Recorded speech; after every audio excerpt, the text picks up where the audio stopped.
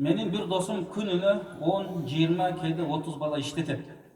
Алардын ар биринин үстүнөн 200-300 рубльдан өзү кейде 500 рубль алат. Кандай ушул алса болобу? Bir adamды жумушка киргизип алып, ушунча акчасы бересин деп ортомчу болуп эми. Bir жолу акча алганга макул. Bir аракет кылып, киргизип, сүйлөшүп. Анан өмүр бою эле, ай сайын эле иштеткен акчасынан ала берсе, бул арам болот, бул болбойт. Ошондон бизде бул жерде аябай бир ынсаптуулук керек болот. Ынсапсыздык кылган болсо, ал акчада береке дагы болбойт. Бирок эки тарап менен сүйлөшүп, бир жолкузага болот деп айтылат. Ассаламу алейкум, бала өзү кыргыз, бирок аялы орус. Ажырашып кеткен. Эки баласы бар, ошого турмушка чыкса эмне болот? Мен өзү турмушка чыга элекмин. Бул жерде ошол кыргыз балага ажырашып кеткен турмушка чыкса болобу дейт, ооба чыкса болот. Чыкса болот. Эгер бул кыз турмушка чыга элекмин дейт, демек башы бош экен. Тиги үйлөнгөн болсо деле ага турмушка чыкса шариатта болот. Анын мурда бир орус аял алып ажырашкандыгы бул никеге эч кандай тоскоолдук кыла албайт. Ассаламу алейкум. Азыркы убакта Москвада үй бүлөсүн таштап, бул жака келип үйлөнүп алгандар көп. Кыргызстанда аялы балдары болсо да убактылуу үйлөнүп ажырашкандарга кандай дейсиз? Убактылуу үйлөнөм деп нике кыйылган, бул никеге жүрбөйт. Муну никахул муаккат, никахул мут'a деп биздин китептерде айтылат. Мен азыр убактынча 100 жылга сени менен үйлөнөм десе деле нике жүрбөйт. Ал 100га чыкпашы мүмкүн. Мына ошондуктан убактылуу никелер болбойт.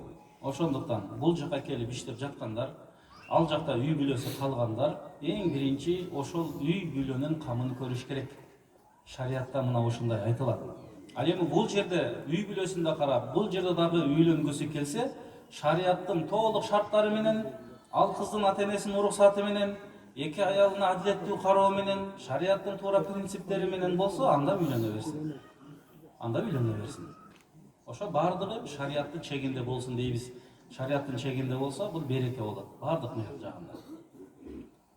Пайгамбарыбыз саллаллаху алейхи ва саллям бир хадисинде айтат: "Кафа бил мар'i isman ay yudayya man yaqut." Өзүнүн үй бүлөсүнүн тамагын жокко чыгарган адам чыныгы эң чоң күнөөгө ээ болду дейт. Мындайча айтканда, колуна келип туруп, үй бүлөсүн бакпай койсо, аялын таштап койсо, балдарын таштап койсо, талага таштагандай таштап карабай коюп, анан бул жакта бирөөлү алып алып, анан аны менен жыргап жүргөн болсо, бул чоң күнөө болуп эсептелинет. Ошо балдардын аялын кароо милдет болот, балдарына жакшы тарбия берүү милдет болот. Мына ошондуктан биз өтө этият бололу. Зулумдук болот бул таштап койгон.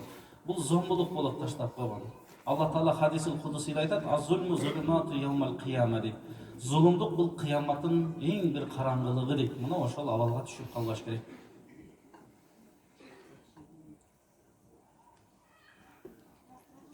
Ассаламу алейкум. Жума намазда тышта бут кийимди чечпей окуса болобу? Эми азыр ушул Москванын шартында балки жайнамаз жок болуп калып, кар суу болуп калып, бут кийим менен окуса болот. Bir эле шарты бар, ошол бут кийимде эч кандай нажасат жок экендигине сиз толук ынанышыңыз керек. Ошондо болот. Бут кийим менен окуса болот. Шарты ошол бут кийимге нажас жармашпасын. Балки мына чаңда жүрүп топурактар тазалап коюшу мүмкүн, балки сууда жаңбырда кар тазалап коюшу мүмкүн. Ошондой таза деген ишенич болсо окуй берсе болот. Саламатсызбы? Балам 5 мал намаз окуйт, бирок мен айткан сөздү укпайт. Урушсам сиз мени жакшы көрбөйсүз дейт. Балыма жакшы кеңеш берип коюңузчу. Аллахым жүрөгүнө хидаят берсин. Уккандардан кылсын. Пайгамбарыбыз саллаллаху баарыбыз билебиз бул хадисти. Пайгамбарыбызга бир киши келди дагы, мен кимге жакшы мамиле кылайын десе, пайгамбарыбыз 3 жолу сураса дагы 3 жолу апаңа деди. 4-үнчү жолу сураганда атаңа деди. Ошондон биздин алымдар айтат, эгер атаң менен апаң бирдей чакырып калса, бирдей бир жумушка жумшап калса, кимисин аткаруу керек десе, биринчи апаңдыкын аткар дейт. Себеби хадисте да пайгамбарыбыз эми 3 жолу айткан дейт. Мына ошондуктан апанын сөзүн кайтарбаш керек, анын сөзүн угуш керек. Канча акылдуусуң, канча окумуштуусуң, профессорсуң да айырмасы жок. Апанын сөзүн угуш керек.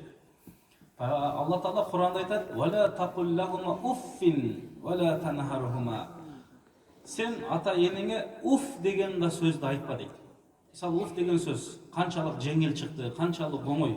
Ушул эң бир болбогон жеңил нерсени айтпа дегенден кийин, демек апаны капа кылганга, сөз менен анын көңүлүн оорутканга, ага кайшы айтканга шариатта бул арам деп айтат.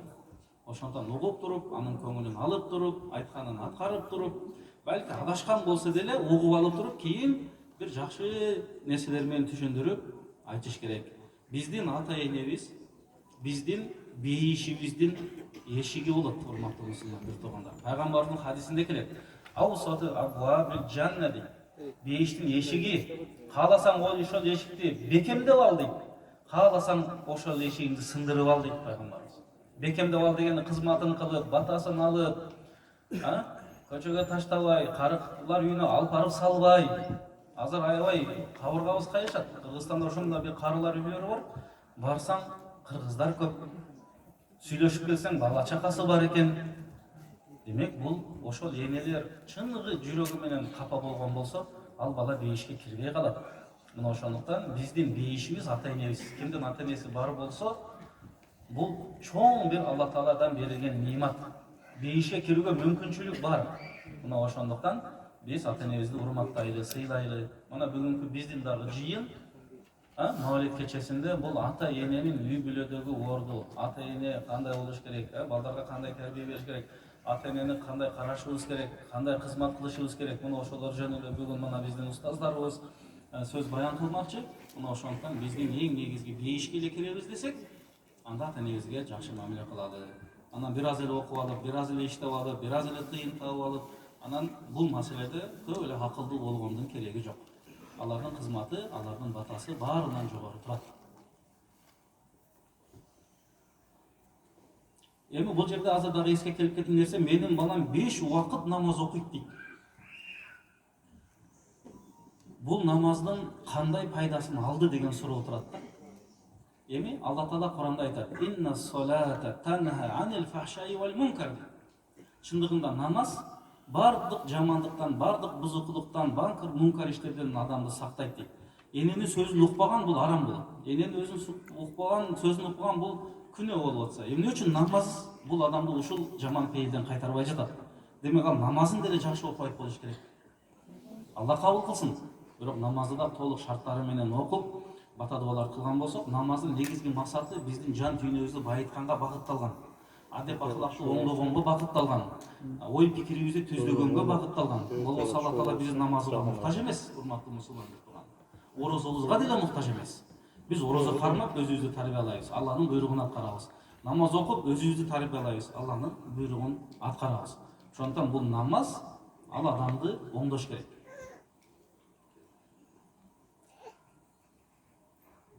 Мени кичик кезден бери албас басат, бул эмнеден болушу мүмкүн?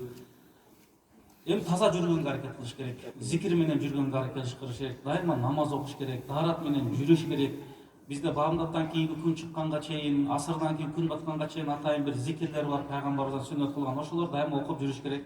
Мына ошондо ушул нерселерден Кудай буйрса кутуласыз. Религия жөнүндө түштөрдү көп көрөм, неге ушундай болушу мүмкүн? Эми дин жөнүндө дегенде сиз кайсы динди көрүп атасыз кеп ошондо? Ислам дининби, Будданыбы, же еврейлердин дининби, же христиандардын дининби? Ошого карата балки жооп бергенбиз. Эгер чыныгы ислам динин көрүп аткан болсоңуз, бул өтө жакшы. Сиз ошол багытта динге бекем болуп, пайгамбардын сүннөтүнө бекем болуп, намаз окуп, жакшы иштерди кылып жүрүшүңүз керек болот. Ассаламу алейкум. Алла разы болсун. Суроо Саид Нурси жөнүндө айтып берсеңиз, рахмат чоң. Эми Саид Бадиуз Заман Саид Нурси жөнүндө бул айта берсек чоң, бул чыныгы Саид Нурси өз доорундагы алымдардын бири деп көптөгөн алымдар өздөрүнүн китептеринде айтат. Бул кишинин Рисала ва Нур деген китеби бар. азыркы күндө араб тилинде, андан кийин кыргыз тилинде, башка тилдерде дагы чыгып жүрөт. Чындыгында бул өзүнүн ушу Рисала Нур деген китебинде Куранды чечмелеп, ар кандай бир философиялык жолдор менен түшүндүрүүгө аракет кылган аалымдардын бири. Негизи бул киши Ахлу Суннадан болот. Андан бул баягы ишеничтүү аалымдардан деп айтсак болот.